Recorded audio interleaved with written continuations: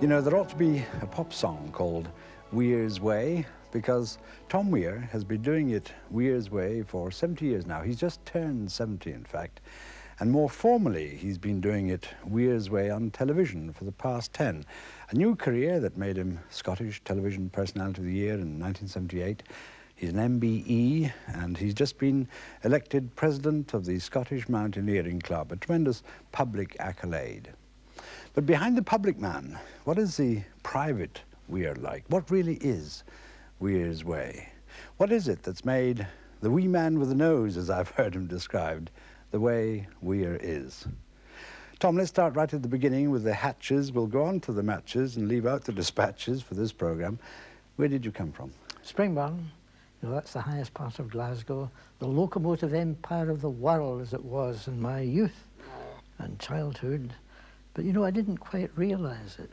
Strangely, I just took it for granted. But because it was a high place, I could see the hills in clear days.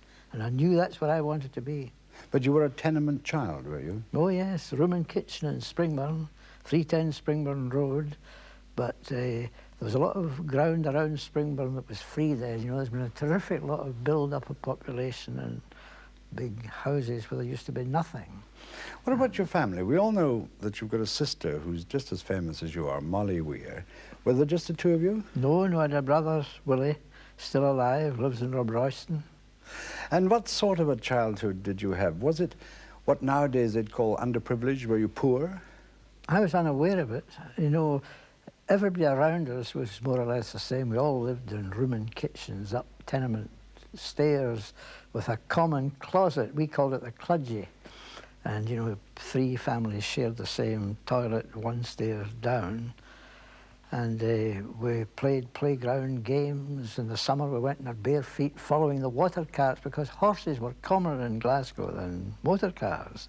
And in a hot summer, when the tar was coming out from the cobbles, you went in your bare feet and walked behind the cart.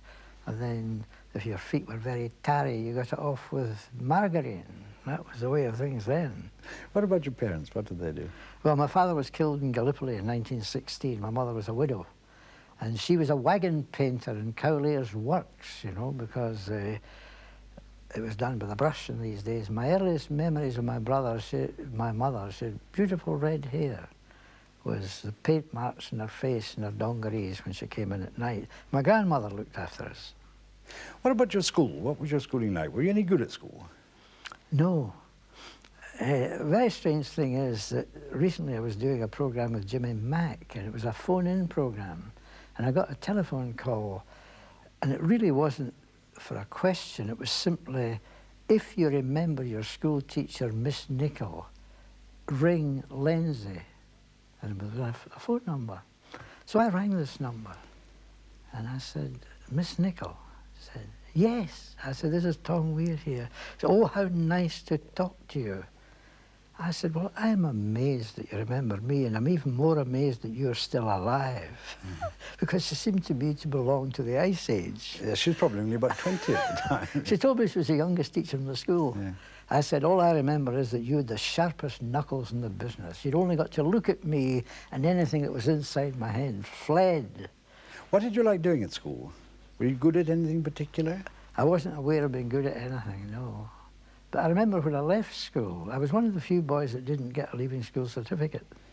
I remember this tall teacher with a droopy moustache saying to me, don't you worry, Weir. You've got a talent that nobody in this class has. And I thought he was going to compliment me in playing the drum, because I reckon I was a pretty good drummer, the BB. He said, I'm going to hear of you one day as a writer. He said, you got a talent, use it. That's the only compliment I ever had at school. You must have left, what, 14 or 15 or something like that? I left at 14, yes, 1929. And started work at once, obviously? Oh, yes. Well, whenever I could get a job, because it was the same kind of life as we've got now. There was a lot of unemployment, a great deal of hardship in these days. And you just trailed around until you got a job. I remember applying for a job in a firewood factory, 6 shillings a week. And the man would have taken me on, but he thought I was too good a type of boy. He told me so. My God, I was Bet coming your up in the mother never world. said that. And then, no, and then I applied for a job as an upholsterer with an old man who worked up a close in a room and kitchen. And I used to collect sweets from other closes, and he would upholster them, and I would take them back for £6 a week.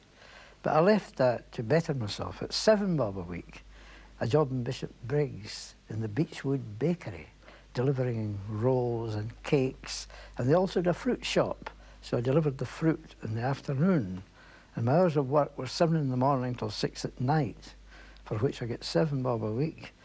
And then the big breakthrough, a job in the co-op as a grocer's boy, 13 and threepence a week, guaranteed until I was 16, and then, because they had to pay insurance on you then, you were slung out unless you got a job behind the counter. I'll never forget coming back to the house and saying to my mother, I've got a job behind the counter. She said, oh, good, Tommy, it's a job for life. My God, I felt the death knell. Born a man and died a grocer, you know. I'll never forget that. Before we take you that far, what are your overriding memories of Springburn? Oh, well, I started work really at 12 as a milk boy.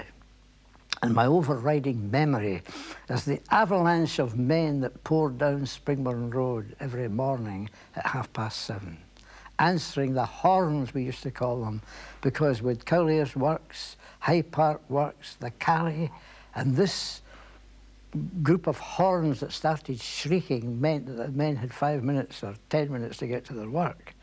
And as a milk boy, if your hands were full of milk cans, it wasn't bottles in these days, it was long-handled cans. You had to be off the street and be swept into High Park Works, whether you liked it or not. Were you ever caught in the rush? Oh, yes, I had to duke up a close before now.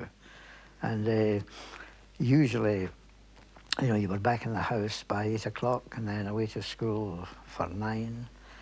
But Springburn was a very lively place. It was almost a village in its own. You know, 27,000 people lived in Springburn, and they were all involved either in the building of locos, the servicing of them, or working in the co-op, because, you know, way back, I think it was in 1881, as I discovered later on, that the co-op was founded in order to eke out the small wages at that time, to sell the groceries cheap and get a dividend. And of course, folk lived on the dividend for their holidays and their luxuries.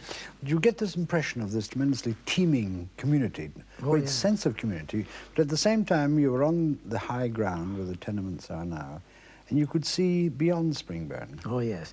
Well, the very strange thing is that in Springburn, I was more aware of what lay outside Springburn than in Springburn, because on a clear day, I could see these peaks. I didn't know what they were, but when there was no snow in the low ground, I could see the white of peaks away to the north.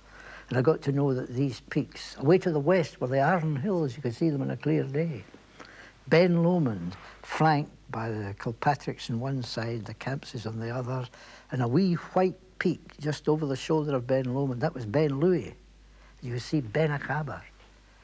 And these were the hills I wanted to explore. I didn't know anybody who'd ever climbed them. Why did you want to explore them? I don't know. Was it to escape, do you think? Well, I didn't think of it in terms of escape, but what I did feel that the great world was waiting out there. And somehow in my heart, I knew that Springburn wasn't for me. And I used to read books about exploration and adventure. And as a small boy, my dream was to have a wee hut somewhere in the country where I would trap rabbits and live alone in this wee hut, surrounded by rivers, lochs, mountains, and so on. When you say a small boy, do you mean in height or in years? Because you must have been a titch at school all the time. I was always one of the 3 or 4 small boys in the school, yes, in my class, that is. Did that bother you? No, it didn't bother me particularly, but I'd like to have been a bigger boy. You know, the result was I used to do a great deal of exercises, and from the age of 14, I was a health and strength fanatic, you know.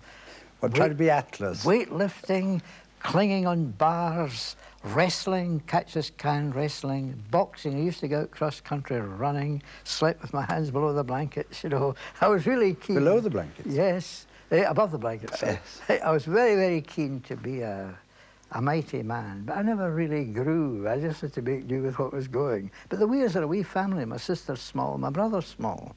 So I think I was trying to achieve the impossible. Becoming a big man. Yes. But when a lot of little people or short people do become big men because they become more determined to make a mark.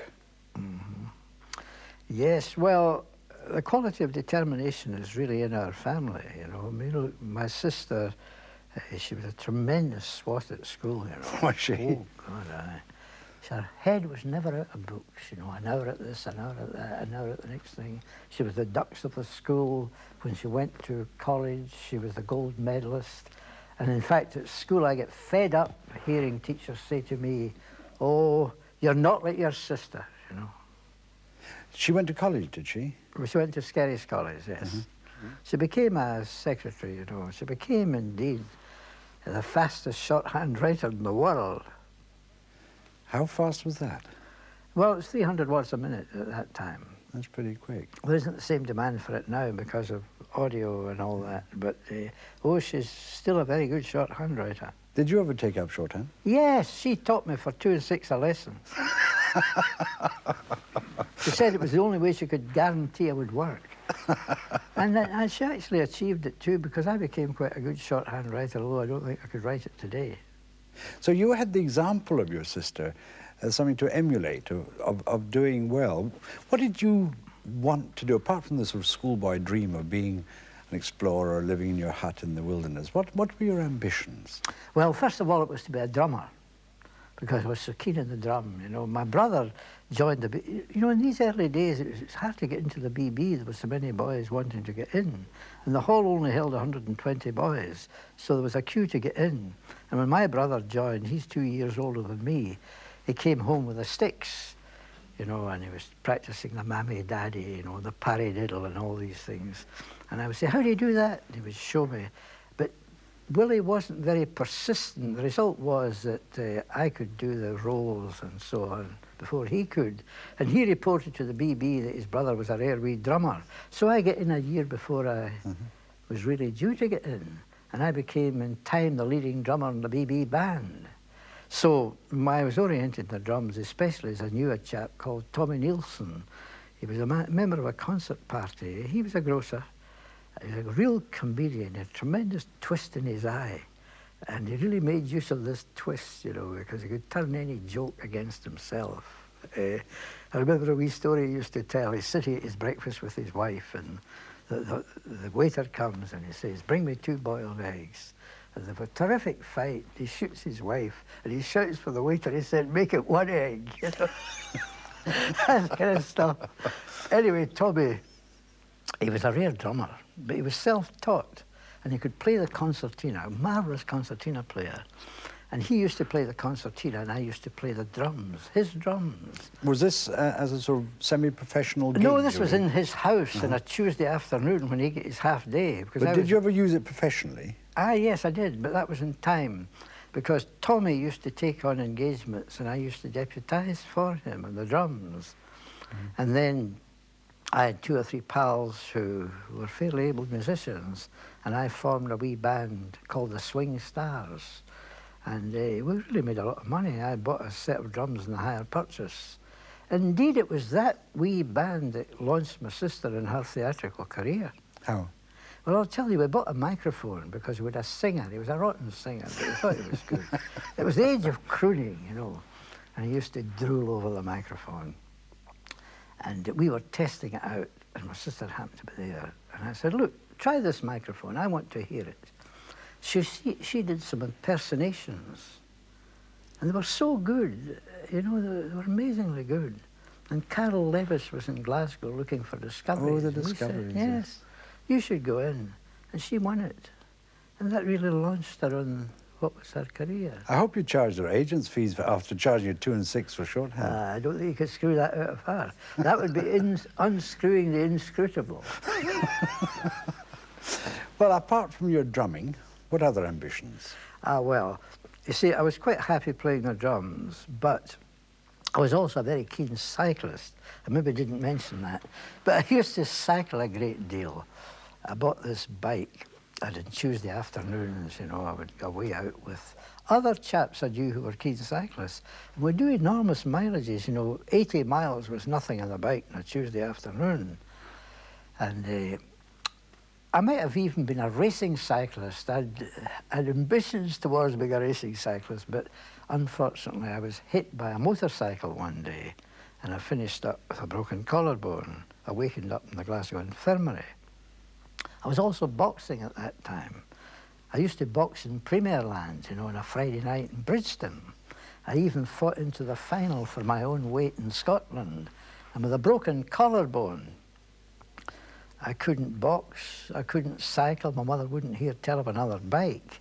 So on a Sunday morning, I used to go away out Bishop Briggs and walk over the hills above Torrens, over the Campses to the toll house, climb a few hills and come back again. And then I had the great idea that I wanted to be a writer because I'd discovered the thing that I really liked doing. Walking, seeing the country, talking to people, and I started to write short stories, mainly centered around people I met. I wrote a short story centered on the life of a tramp and various other things like that. And I thought, no, it'd be marvellous to be a photographer, you know, I had a great notion to be a photographer. And at that time, if you bought the bulletin for a month, you got a box camera. So I bought the bulletin for a month and got the box camera. And this was the old box brownie, wasn't it? Yes, it was a wee Marked box. cloudy and fair. That's right. Idiot-proof it was. Right. So I had this wee camera, and I was writing short stories, not very successful stuff at all. I mean, I tried them with the newspapers, but I wasn't getting any success. And exploration, I was reading books about the climbing of Everest. You know, 1924 was the first Everest expedition, and I was full of this stuff, and I thought it'd be marvellous to be a climber, you know, and I used to go to the campsite and climb in the crags. Little did I know that the climbs I was doing were suicidal because the rocks so rotten. It was only years later, when I came to do them as an experienced climber, that I realised how dangerous they were. Fools rush in, eh? Yes. Anyway, I thought, I would like to be a writer. I'd like to be a climber. I'd like to be a photographer. And I used to see wee adverts in the papers. Pelmanism, let me be your father. The science of success. Oh, the grasshopper mind thing. Yes. Yes. Have you got a grasshopper mind? Try Pelmanism. Right. It was to teach you to concentrate. Your So sister did Pitman, you did Pelman. I did Pelman, and it cost me 8 guineas on the Never Never. I paid a pound a month, I think. Something like that, or a guinea a month. And it did me a terrific lot of good because it focused my mind on the absolute necessity of working towards my ambition. So I took a class on the art of writing at the university. I gave up the dance band. I sold my drums to an unemployed man on the hire purchase. He paid me as he was paid for the drumming. He took over my place in the band. And then with the camera, I took pictures and I got some of them in the papers. And I bought a better camera called a Zeiss Ideal. And in climbing, you know, I was gradually extending my travels because being small, I could get half fare in the bus. And on the train, I could go to Aracher for 2 and 6. And in the summer, there were excursion trains to Fort William, 6 shillings return. Now, that was too far to get a day's climbing, but I could go to Bridge of Orchy for 2 and 3 and climb Bendoran, the Crean-Larry Hills, and so on. So this was all your social life, had become travelling, climbing. Why did you want to climb? Just to get to the top? Ah, well, no more than just to get to the top. That great unexplored world was opening up all the time. The joy of the mountain tops, and also what you learned from your climbing. Also the people that you met. You see, this period of the early 30s was really the beginning of the working class outdoor revolution. We were the first generation of working class people to find the great outdoors, and many of the men were unemployed. Indeed, I met politics for the first time in my life because many of the men were looking at what had happened in Russia. I mean, remember, it's the 30s. The Russian Revolution, as you know, was just before the 1920s. And they had seen the first 5-year plan. And they were looking at Britain as a rotten country, full of money everywhere, but all being ploughed into abroad, and all the things that should be done in this country weren't being done. And it was a great time of socialistic thinking, you know, the time of John Maclean and Jimmy Maxton and so on. And many of them were die-hard communists, you know. Many of them went to the Spanish War. 1 or 2 of them died there. What about the kind of friendships you developed from this intense period of growing up round the fire, as it were? Well, my first real friend was with an unemployed plumber called Richie Wallace, and he was a real wild man. Oh, he was an extremist if ever there was one. And I formed a friendship with him. And these days, if you were on the dole, you know, you get a fortnight's holidays in the summertime. And I went away for a holiday with him. I was working in the co-op. I took my holidays to coincide with his. And we did a walk beginning at Tainalt. We walked up the length of Loch Etive, over the Devil's Staircase to Ben Nevis, over the top of Nevis, down Glen Nevis, across Rannoch Moor, back to Loch Lomond, carrying a mighty bag all the way. You know, it was my mother said I looked like a greyhound when I came back. It was a real tough upbringing. And Richie, as I tell you, he was a wild man. He had a savage temper. I remember this night we were in a bothy. And we're always hungry, you know, we never had enough food. And Richie always poured the condensed milk, you know, with a wee tin of condensed milk, a hole at each end. You put a matchstick in when you were carrying it. He would remove the matchsticks and pour it into the tea, pour it into mine. And then he always licked the spot where it had come out, you see. And I always envied him that. And one day I beat him to it. And I got the tin, you see, I poured it in, and I licked the tin. He told me off for dirty habits. Life isn't fair. Yes, well, he was one, and then I met another chap. I met him on the Arachar Hills one day, a chap called John McNair, and I envied him. He was a fireman. He was a Maryhill man who'd become a fireman in the railway, and he'd got a job at Arachar. He was a cleaner and assistant driver at times at Arachar. And we went to Skye together. We had a great trip away up to Torridon. John seemed to me to have the wisdom of the ages. He was 26 when I was 16. And although he was a great chap, I mean, I only saw him occasionally, but the real man I met was on a train. I happened to be going up north one day for a day on this excursion train. I was going to Tyndrum to climb Ben Louis. And there was a big red-headed chap sitting in the corner. There was a few passengers in the train, but they all got out at a certain point until there was only this chap and myself left. And then we got talking, and he told me he was out for the weekend, that he had Monday off, and he was going to climb Ben Louis and camp in Glenconinish. And when I was green with envy, he said, well, I've got a couple of blankets, he said, and bags of grub. He was a butcher. He said, I've got bags of grub. He said, if you could get a message back to your mother, he said, we could camp up there. We'll climb. I said, great.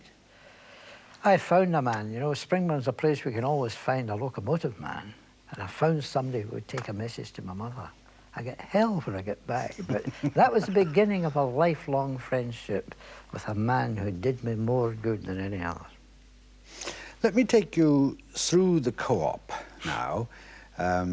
With all the prospects of dying a grocer, as you say. When did you feel you'd done enough learning through Pelmanism to become a writer and a naturalist and a mountaineer and give up being a grocer? Well, I don't know that that was a value judgment in that sense. I knew that I wanted to be a writer, but really what precipitated my departure from the grocery trade was my hatred of the boss. I disliked him intensely. I didn't like the job either. But this particular day, I remember, I was working at the ham machine. I was what's called the ham man. You know, people were working away and shout, half pound of pork sausages, half pound of Ayrshire bacon. You know, and I would do the stuff and pass it along. And I was always very popular with the kids for some reason or another.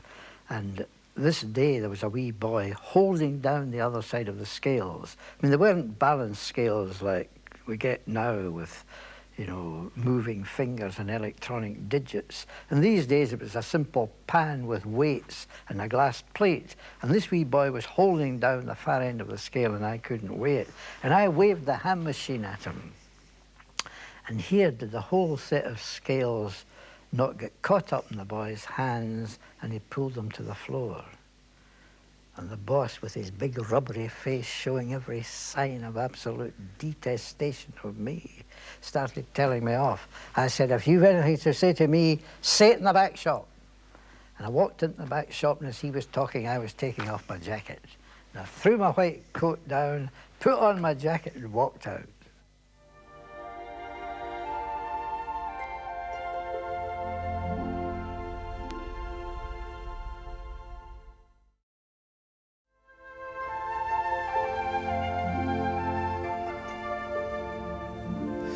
Tom, you're now an established author. You've got countless articles, umpteen books to your credit. How did the actual publication literary work start?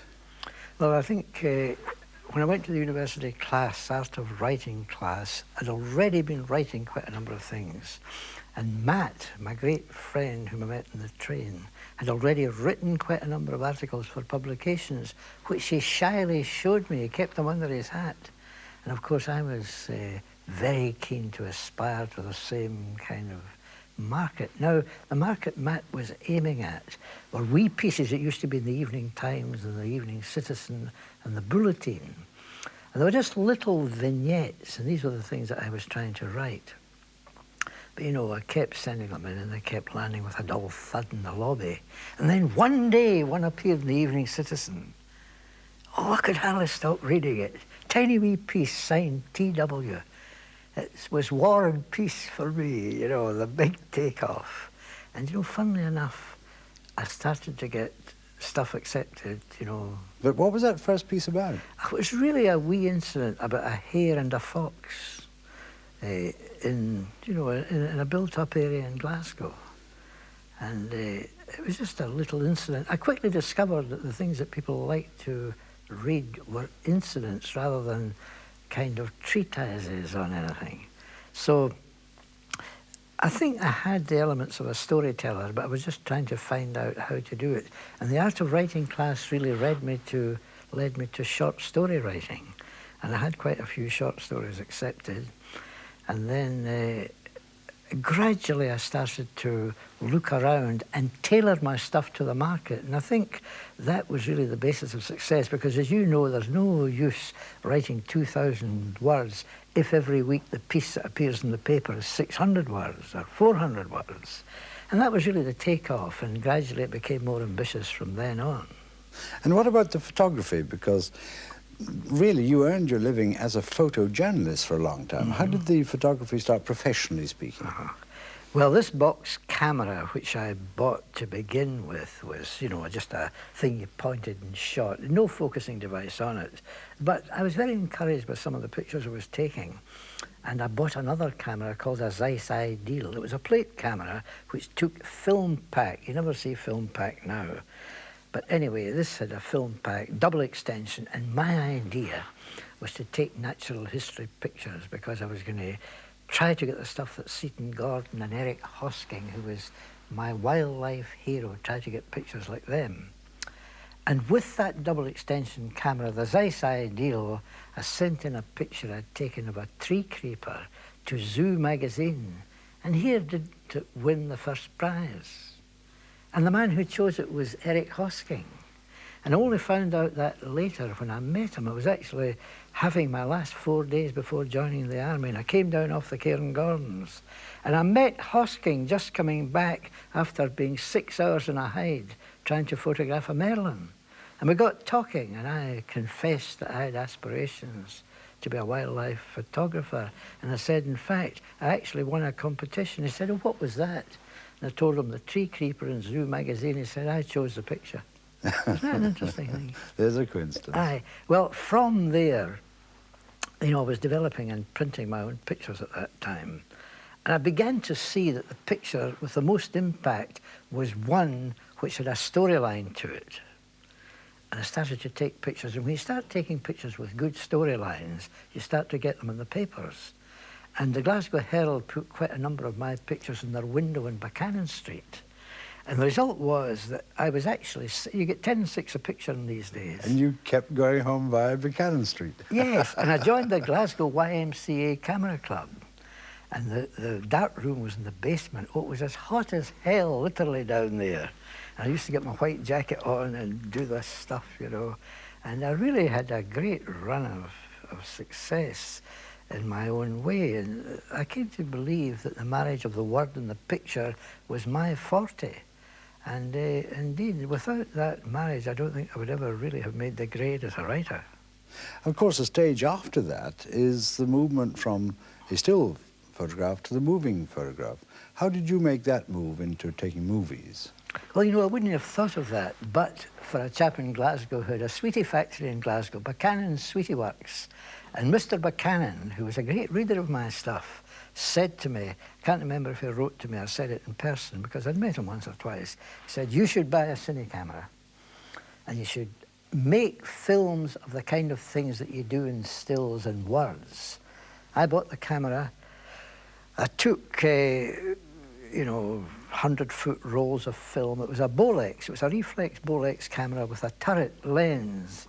And I started to sell these films almost at once. They were mainly of a newsy character. You know how they were looking for fill-in stuff in these early days because news, there were only one camera team in STV at the time, for example. What are the early films that you remember?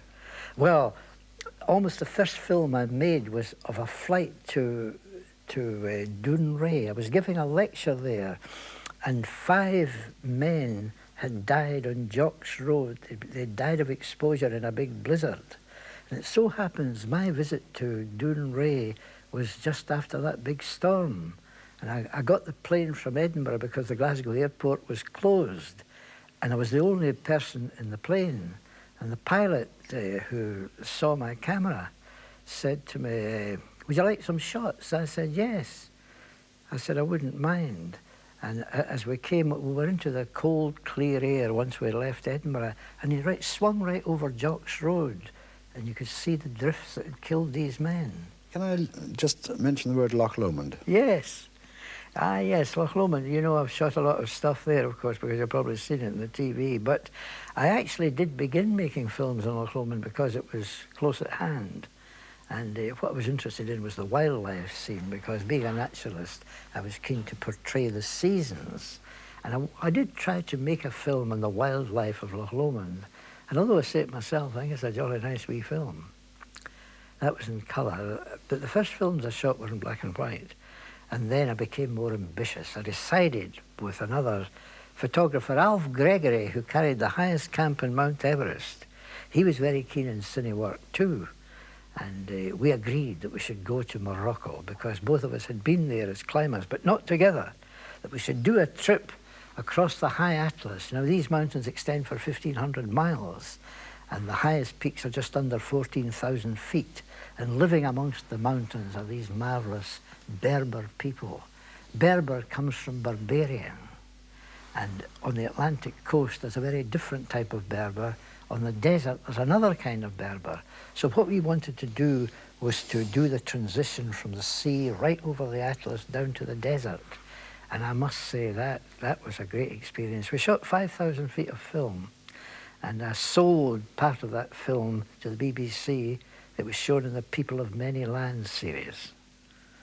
We made it in colour, but it was shown in black and white. And then in Glencoe, of course, I wanted to show some of the climbing stars of the day. So I filmed some quite hair-raising climbs in Glencoe. And then in Greenland, I had the good fortune to be chosen for an expedition with Sir John Hunt to northeast Greenland at latitude 72. So I was really seeing a kind of Scotland of the Ice Age. And that was a marvellous trip, and I got a very nice film out of that too. Did you enjoy operating the camera? Yes, I did. I enjoyed operating the camera, but I'll tell you what I didn't enjoy, all the hard work that's involved in making a film because you've really got to give it your whole mind. You know, if you're making a film, you shouldn't be doing anything else. It's hard to do it and be a climber and a naturalist at the same time, because you've got to think about continuity and changing the angles, and you have an awful lot of work to do in the technical side. And then when you get back, all this business of editing. What kind of parts of the world did you go to that really stick in the memory? Oh, well, I'll never forget the first trip, because you see, I'd been in my period in the 30s when I wanted to be an explorer. I'd been reading about the exploration of the Rishi Gorge by Shipton and Tillman and the climbing of Nanda Devi. And this, you know, this great Rishi Gorge had never been penetrated until Shipton and Tillman penetrated it. So in 1950, we launched a little expedition, 4 men from Glasgow. Douglas Scott and myself were the original 2. We were going to go, just the pair of us. And then we get Bill Murray, you know, W.H. Murray, the climber, and Tom McKinnon from Mulgai, who subsequently played a part in the climbing of Kanchenjunga.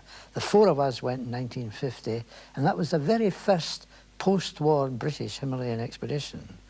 And that's a trip I'll never forget, you know, to penetrate the Rishi Gorge, climb some of the unclimbed peaks in that region, explore right away up to the Tibet border, and then come back in an entirely different route.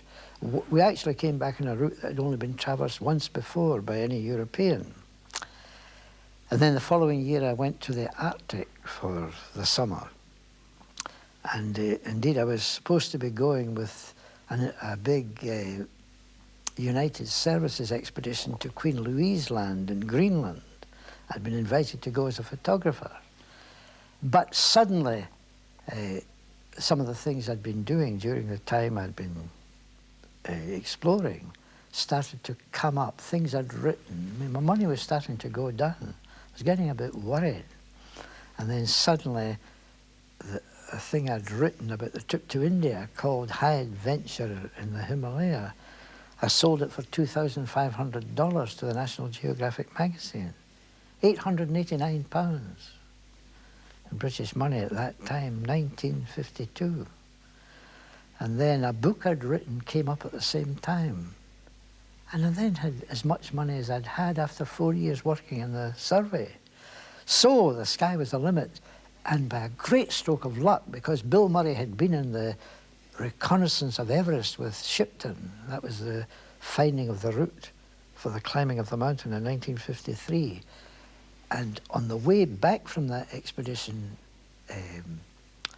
Hillary, who'd been on that trip, had seen this great gorge, the roll-walling gorge, with unexplored mountains on each side of it. And we were there before Everest was climbed. Again, Tom McKinnon, Douglas Scott, me, but a different 4th member this time, George Roger. So we were amongst the very first travellers into unexplored Nepal.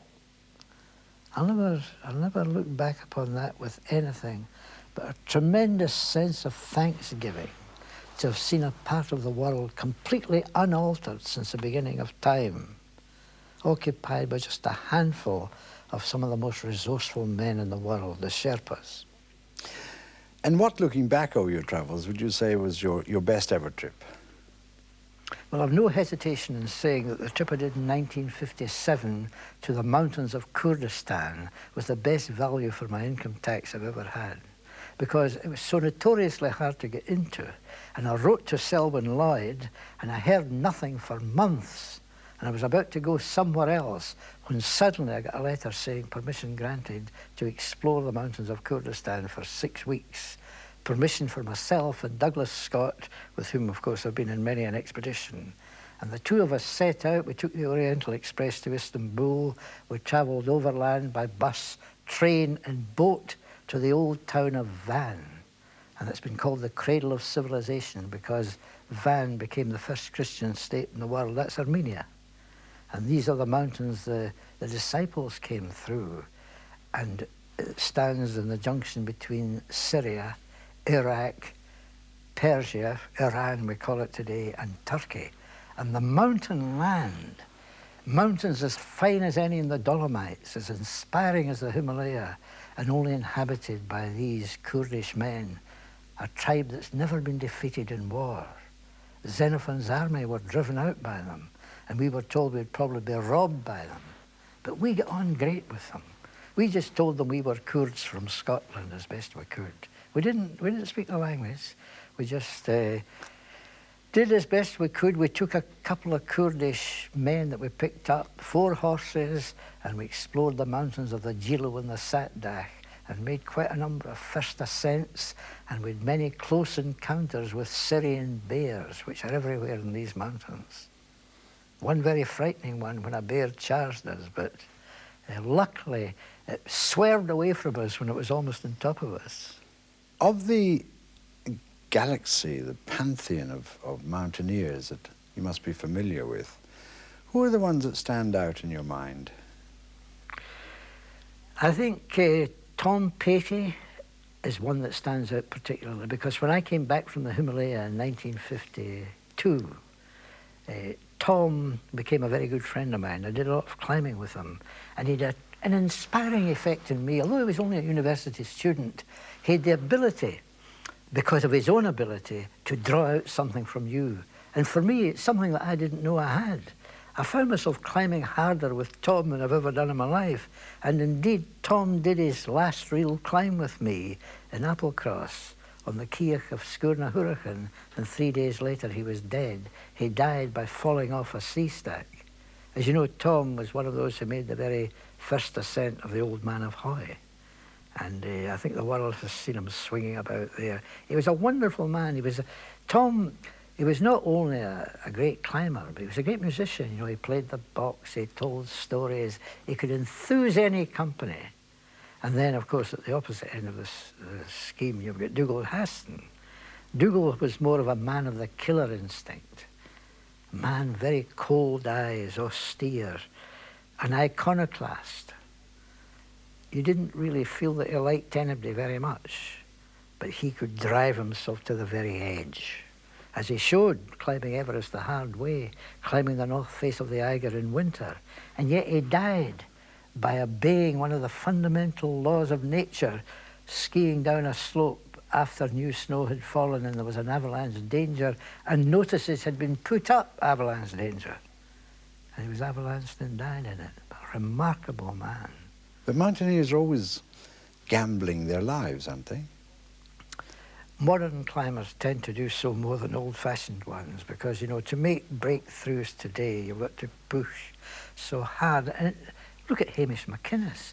No man has stuck out his neck more than Hamish McInnes, the cunning old fox of Glencoe, hero of 100 rescues and more. Hamish has been everywhere. He and John Cunningham of the Craig Dew set out to climb Everest after the British team failed on it, because they knew there were bags of junk lying about the mountain and stores of food that they could eat. They tried to climb Pommery and their only food was a turnip.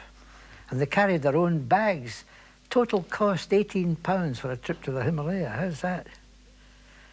Hamish is a remarkable fellow. The way he's preserved his enthusiasm, and of course physically such a strong man, a powerful climber with a powerful imagination. He'll go a long way yet.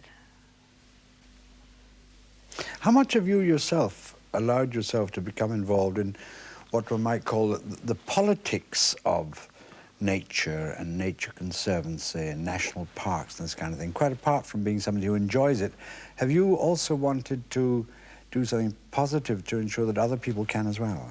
Well, I've tried. You know, I was a member of the Countryside in 1970, Study Group 9, which was going to look at the future of our countryside. And that was the committee that set up the Countryside Commission for Scotland. But I can't say I think it's been a success, because the Countryside Commission for Scotland has got no executive power.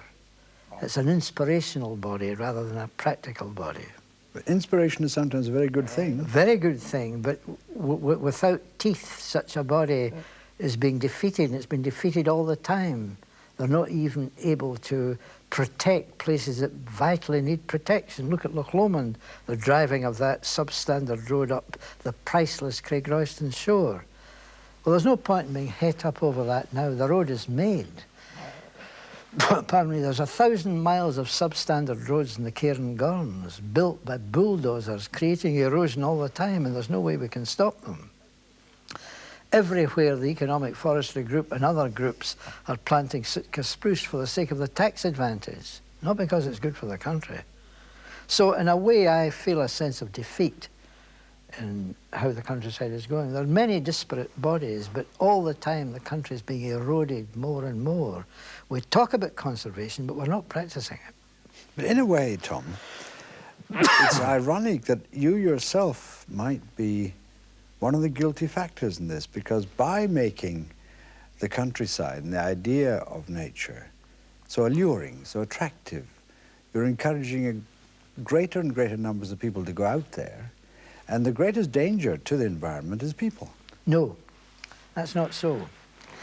The greatest protection of the environment is from the number of people who will go out there determined to save it. But aren't there vast areas of the Highlands which will only be destroyed by the tramp of feet? No, very few will only be destroyed by the tramp of feet.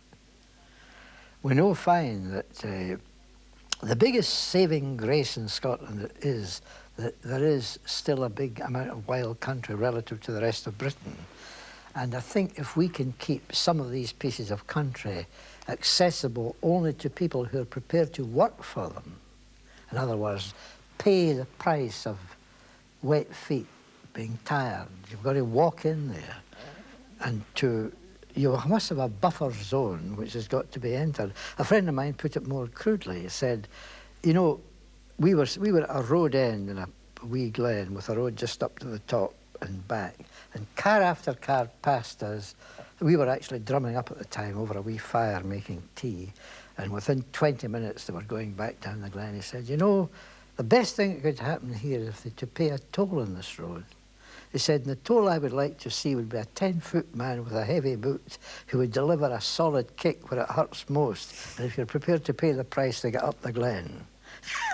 So I believe that to preserve the best of Scotland, it mustn't be made too easy. One of the easy ways to protect anywhere is to just leave a big wet bit where you need a pair of boots or a pair of Wellingtons to get through.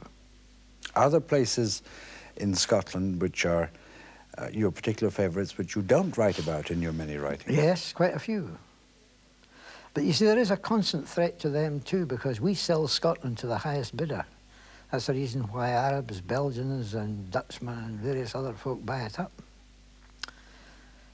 They don't do that in Norway. They don't do that in Iceland either. That, I find, is something which I'll never agree with. So at your 70th year, are you depressed about the future? Well, no, I'm not depressed about the future, because I think, you know, in order to have a future, you've got to have a past. And the past has shown us how we can devastate an area. I mean, we wouldn't be talking about conservation now if we hadn't spoiled what there was there earlier. We see what the damage we've done in the past. And people are beginning to see with the Wildlife and Countryside Act, which of course has so many loopholes in it, that the cunning, the clever people are evading the issue by destroying, because of the 3 months period, they're destroying within the 3 months the pasture with the rare flowers before the Nature Conservancy or whatever can save it. And people are beginning to see that there is a way forward, that agriculture, man and nature must learn to coexist, and it can only be done by having the right kind of mechanism for it. We'll get that mechanism. I don't feel depressed about the future, not if we don't have some nuclear winter or something like that. We all must feel a certain depression over that. But Tom, now that you've come to this milestone, the natural span, 3 years, 70, is there anything left undone that you regret about your first 70 years? Well, I can't really say that I've got any regrets at all. I'm rather grateful for the fact that because of the kind of background I had to really work quite hard for it. I was never blasé. I was always very grateful for turning another page. And I still have the same curiosity today that I had when I was young. And I still think the world is a most marvellous, delightful place. I don't want to live too long. I just want to live long enough to be able to enjoy all the things I enjoy with enough mobility not to have to depend on anybody else. And the day I can't do that, I would just love to drop dead. Well, long before you do that, as a belated birthday tribute, I found a poem by one of the mountaineers you mentioned earlier, Geoffrey Winthrop Young, which I think sums up very beautifully the kind of feeling that mountaineers have for the mountains. And I'd just like to read you the last 6 lines. What if I live no more, those kingly days? Their night sleeps with me still. I dream my feet upon the starry ways, my heart rests in the hill. I may not grudge the little left undone. I hold the heights, I keep the dreams I won. Tom Weir, thank you very much.